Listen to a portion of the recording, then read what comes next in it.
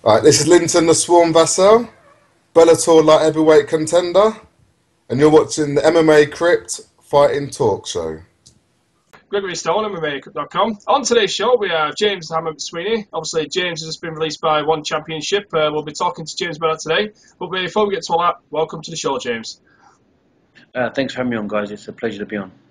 So, James, let's talk about that release. You made a Facebook post on the 22nd of May, citing that you've not been too happy with the amount of fights that you've been given by ONE FC. Could you go through your emotions when you made that post, please, on your Facebook account? Yeah, the post I made, it wasn't nothing personal to ONE FC. I didn't mention their name. I didn't mention anyone in particular. I just expressed I've been signed with ONE FC now for 2 years. And a lot of people don't realize is that the first 11 months I signed with them, I didn't get a fight. And we made numerous attempts to make fights happen at different weight classes. I was offered fights at 185 against it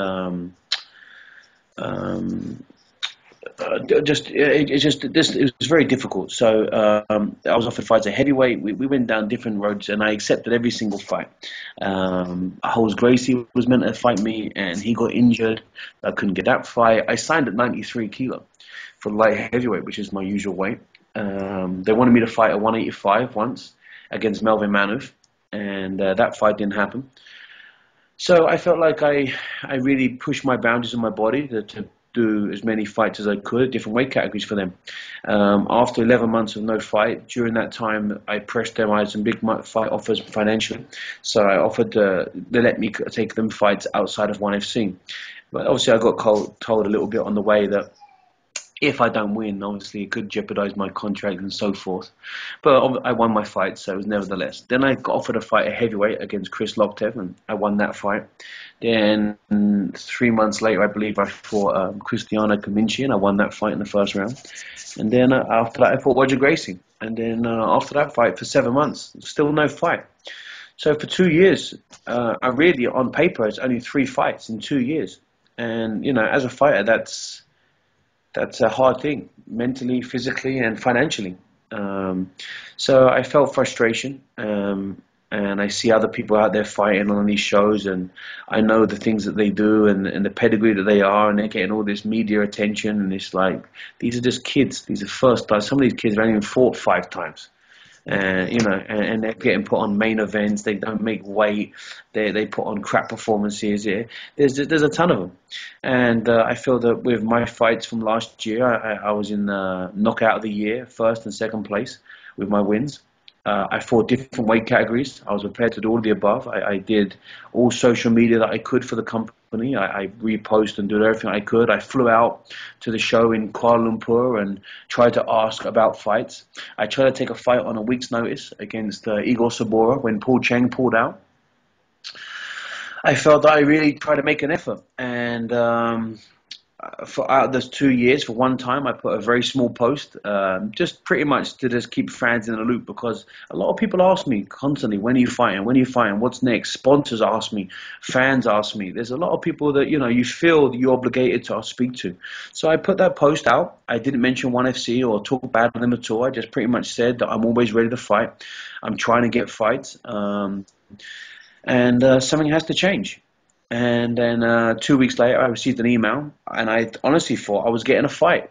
I thought, great, maybe it's worked. But it was my release saying that Victor had come across my Facebook post and wasn't happy, and he didn't like my comment or frustration about not fighting and saying has to change comment.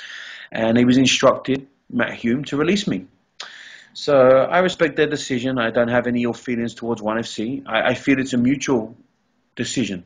Even though they released me, I feel it's a mutual decision, because I'd already discussed with my family that if I wasn't fighting in July, I wanted a release. I was going to pressure for a release, and strategically I got what I wanted. Whether they see that they did it or I did it, it makes no difference. Strategically, I got what I wanted. Something had to change, and it did. Either they put me out to fight or you release me. And they chose to release me. I feel that there's maybe, if they can honestly say, hand on heart, and swear on whoever they look up to, that it's because of my Facebook post, then I mean, who am I to say? But you've read the post. Everyone's read the post. It can't be because of that. It's either my contract is too high, they're having other issues, there's a personal dislike for me. Your guess would be as good as mine. I'm not gonna spend my time wasting and thinking about the negative of why they released me.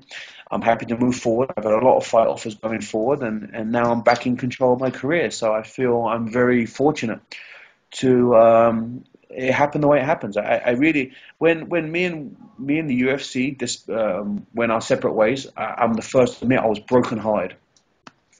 I was very distraught. It was a dream come true to fight for the UFC, and it was a dream come true to fight for ONE FC. But when I got the email, I didn't feel distraught at all. I laughed. It was actually like a breath of fresh air. I didn't, I didn't beg for my job back or message them why. I just made the phone call. I tried to call them. They didn't return my calls. And I had no more to say. They emailed me back after and said, "Oh, if you want to call now, you can." And I said, "There's nothing to talk about. You've made your decision. That's it. I'm not going to apologize for what I wrote. I'm a man, and I stand by what I say. And I still stand by it right now. I'm not that guy. I'm a fighter, and I like to fight. And if you don't put me out to fight, I'm going to tell you I want to fight. That's it. You know." Sitting here now, James, like you said, you received an email, you thought it was a fight offer. Sitting here now, would you be as happy now if you did actually get a fight? So you basically, do you prefer this release now? So if they said, "Oh, we've got a fight here," sitting here now, would you be like, "Oh yeah, I'm really happy with this fight. I'm glad ONE FC are putting me out there"? Or are you more happy with the release right now? If they put me out there to fight, I'll be happy to fight. No problem. I love the ONE FC rule set. I enjoy fighting for the company. But what I don't enjoy is not fighting for the company. I don't enjoy being signed for a company and sitting around for 18 months with no fights. That's what I don't enjoy. So when I actually fought for the company, yes, it was fantastic. I can't say a bad word. And I'm not going to talk bad of ONE FC. Some fighters don't like to be as active as me. Some fighters are happy to sit around once a year and say, "Oh, I fight for ONE FC." You know, like there's actors out there that work in restaurants as waiters and claim that they're actors. But I'm not a fighter that's going to sit around and say I'm a fighter when I don't fight. So I'm not going to change my method of thought or how I feel about my statement. I stand by my statement, and I'll still, if I fight for another company and they put me on a year contract or a 6-fight deal or whatever, but don't put me out, I'm going to complain. I want to fight. I signed with you to fight. That's the idea, isn't it? How would you describe your relationship with ONE Championship during your time there? Face to face, the relationship was good. Once we wasn't face to face, there was a real dislack in communication. Like you would send an email and you wouldn't get a reply. You'd send a text, you wouldn't get a reply, and eventually, once you nagged enough, or you emailed, Facebook, WhatsApp, called, eventually you would get a message back like, "The board knows that you want to fight and we'll be in touch." In other words, like, shut up. As your time at ONE Championship, sorry, obviously it used to be ONE FC, they changed the name to ONE Championship. As your relationship with them, your time with them, as it sort of took a bit of the passion out of fighting for you? Obviously, because your morale's very important. Obviously, when you're fighting and you're winning, your morale's high, you train hard. Obviously, you're a coach anyway. But obviously, it's a different thing training, improving your skills. When you're happy, you want to learn, you want to improve for your next fight. Has it been a little difficult for you, morale-wise, in terms of not fighting so often for ONE Championship? It's different. It's different when you know, like, oh, okay, I'm gonna fight 3 or 4 times this year, guaranteed. You know. But when you just really don't know, and you're staying in shape, you're just waiting for that email. You can't make any family plans. You can't go on vacation. You can't book anything ahead because you never know when you're gonna get that email, and no one's keeping you in the loop if you're gonna get it or you're not gonna get it. I mean, that takes a lot of toll on your family. I mean, I've got a wife and a daughter, and I have, and I have other fighters that I train and look after that I want to give my time to. And when you can't make any personal life plans, it's very difficult. And when you try to stress that to them, either they don't have the power to change what they do, or they simply don't care. But either way, nothing changes. So, yeah, eventually it does start to beat on your morale because, to fight for a prestige company like ONE FC, it's really an honor when you sign for them. I was really happy to sign, and I was happy to fight. When I actually stayed busy and fought, it was fantastic. But when you're not fighting, it's not great. I'm not happy to sign with any company and not fight. I didn't sign for ONE FC to fight for other companies. Didn't sign for the UFC to sit on the sidelines and watch everyone else fight and earn money. No, I have a goal. I'm not getting no younger, and I want to achieve my goals and move forward in life. I mean, forget finance. It's just about, I've had a lot of fights. It's in my DNA. I've been fighting since I was a child, and this is something that I like to do. So just to confirm, there's no hard feelings with ONE FC, and there was no disrespect meant with the Facebook post. No, of course not. If there was a disrespect meant, I wouldn't make it on Facebook. I would have made it personal to them. I mean, I don't make social media personal. I've had numerous fighters call me out and talk disrespectfully on social media. I don't reply. I just go to the people to make the fights happen. Twitter doesn't make fights. Facebook doesn't make fights. Fans don't make fights. Fighters don't make fights.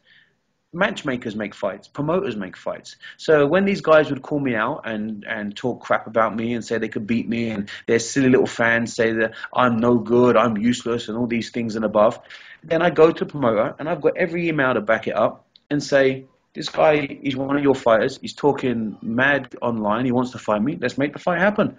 And when it doesn't happen, it goes on and goes, it builds frustration. You know, it builds frustration. And then when you see these other guys that they make such a big deal out of, they go and fight bums, and, you know, they're not even putting him out there to give him a real test, but yet you're saying that he's the best fighter in the world and he's that and that, but you give him a guy with under 5 fights on his record, what are you really saying to the people? Just give him a real test. Oh, no, we can't give him a real test yet. You know, it's like you can't sugarcoat people's fights. If you say they're the best in the world, then you should fight the best in the world. Let's give them real fights. Let's make fights happen. It's just frustrating as a fighter to see, you know, not fights happen. I mean, it's as clear as that. I don't know any other person who has a job. Like I said to you earlier, you're in media. You have a passion for media. You have a passion for the sport. You're fully prepared to, and you know how to do your job. You're sharp. You train every day to do this job. You sign one of the best companies in the world to do it. But 7-8 months, you're not doing it. Okay, James, you just briefly mentioned that you've been in talks with some promotions. Could you go into a little bit more detail on that, please, James? I can't go into exact details, but there's a couple of large promotions out there that we're in talks to and that we have goals to fight for, and we've got our feet in the door and we've got the ball rolling in the right direction, so that's great, and I'm very excited to really nail those down and work on those. But in the meantime, I've had offers for fights in the last 48 hours since we went public with my release for ONE FC. I've had a fight offer every month. I mean, I could fight June, 2 in July, August, 3 in September, 2 in October, November, and December. So I could stay as busy as I really want right now, so that'd be great for me. I mean, obviously, my real goal is to go to the big organization and discuss them and move forward. But if we can't nail down and get the contract or the figures that we want, then we need to go down, be on the freelance road and just fight for different shows, one off here, one off there, and get the wins in the belt and go back and renegotiate. They can't keep saying, you know, they're going to give me what I want eventually. As long as you keep winning, they're going to get it. I mean, I've won 10 out of my last 13 fights. Majority all been first round knockouts. If not, they were first round submissions. So my record is in the right direction, is doing okay. Most of my losses come early in my career when I was still trying to learn the sport from K1 and exchange over. And I feel now I understand the sport. I've given it the time it deserved. For the last 7 years, I've put my heart, soul, and my whole life into the sport of MMA. And I'm ready to go back and make my mark with the bigger brands. Obviously, you've had a torrid time. Well, I wouldn't say a torrid time, but you've had a little bit of difficulty with one championship and not getting the fights. What do you look for in a promotion? What will you be looking for at these negotiations, James? Just to make sure that I have a non-activity clause so I can stay regular, make sure that I can fight so many times throughout the year. And I mean, with these bigger companies, you don't have these problems. You just don't have it. I've never experienced these kind of issues before. I've never had a company sign me and then not use me. It really doesn't make sense. And then, you know, obviously not allow you to go and fight elsewhere or give you a hard time, because you're wasting people's careers. At the end of the day, I'm 34, and even if I was 24, to sit on the sidelines for 7, 10, 12 months of the year and then go out and fight, the ring rust comes in, you know, you're not the same fighter you was when you were staying active. You're not as sharp as you were before. So ring rust comes in, and I'm not going to allow my career to be wasted like that. I mean, you just saw the UFC last show. I mean, one of those fighters didn't fight for 16 months. He didn't look like the same guy 16 months ago. So it does play a big part in people's careers. No matter how much you spar, no matter how much you stay in shape, ring rust and staying sharp is a big difference. And I'm not going to allow that to happen to me. So I stand by my decision, and I'll make sure when I move forward, wherever I go, I can stay active. And I have a non-activity clause in my contract. So if they don't put me out so many times of the year, then I can break. I'm not a fighter that's going to sit on the sidelines. I'm not. A question for the UK fans here, James. I don't think we're going to expect to see you return to the UK anytime soon, but near the end of your career, do you ever see... Oh, you never know. At some point, maybe near the end of your career, or maybe even soon, by the sounds of things, do you ever see yourself returning to the UK? I'm sure the UK fans would love to see James and McSweeney at least one more time. I would love to come back and fight in the UK. Of course, it's always going to be my home. You know, it's where I grew up and where my family are, and I'd love to come back and fight in the UK. I actually have 2 offers to fight in the UK for 2 different promotions right now.